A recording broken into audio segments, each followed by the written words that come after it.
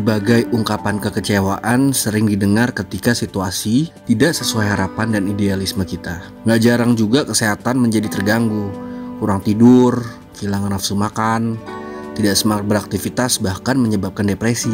Di periode pandemi sekarang, banyak juga yang kecewa dan mengungkapkan ungkapan seperti, kenapa sih pandemi COVID-19 ini terjadi di saat aku baru merintis sebuah usaha, dan pada konteks yang lebih umum, dalam hubungan bermasyarakat, dalam hubungan berkeluarga misalnya. Andai saja kamu mau mendengarkan aku, ini semua tidak akan terjadi. Atau misalnya kita bertanya kepada teman kita, kenapa kamu lebih memilih pekerjaan itu dan tidak mendengarkan saranku?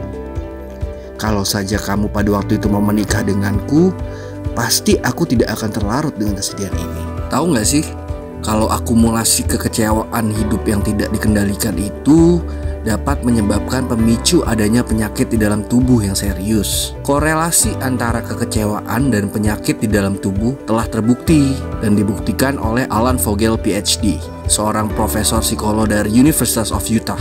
Risetnya menghasilkan sebuah konklusi bahwa kekecewaan dan depresi berkaitan dengan saraf tertentu dalam tubuh. Otak terhubung dengan saraf ke bagian tubuh lainnya. Misalnya, di saat kita menahan amarah, biasanya manusia itu merasakan sisa ketegangan otot leher dan rahang.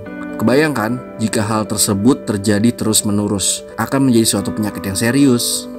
Dengan mengetahui hal tersebut, mungkin kita bisa menjadi lebih sadar betapa pentingnya untuk mengelola kekecewaan yang terjadi. Selain itu bisa jadi, kekecewaan di dalam hidup kita adalah karena mungkin kita terlalu sering fokus pada situasi yang di luar kendali. Situasi yang sangat mustahil dirubah. Percuma ya, rasanya semakin kita ngotot, semakin bias upaya kita. Lebih jauhnya lagi, kita membuang banyak waktu serta tenaga sehingga makin jauh dari tujuan yang ingin kita capai. Pernah gak sih kita berpikir untuk berfokus terhadap apa yang ada di bawah kendali kita saja? Ya memang perlu waktu, pengalihan fokus, juga keikhlasan.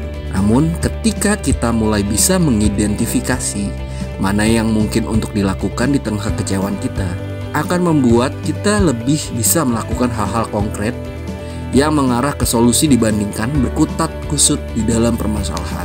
Nah, kita bisa mulai nih membiasakan diri untuk memilah-milah reaksi kita berdasarkan kendali, melalui pengalihan fokus ke sesuatu yang di bawah kontrol kita, dan hal tersebut membuat jiwa kita lebih tenang, kesehatan pikiran terkelola, dan tentunya kesehatan fisik terjaga.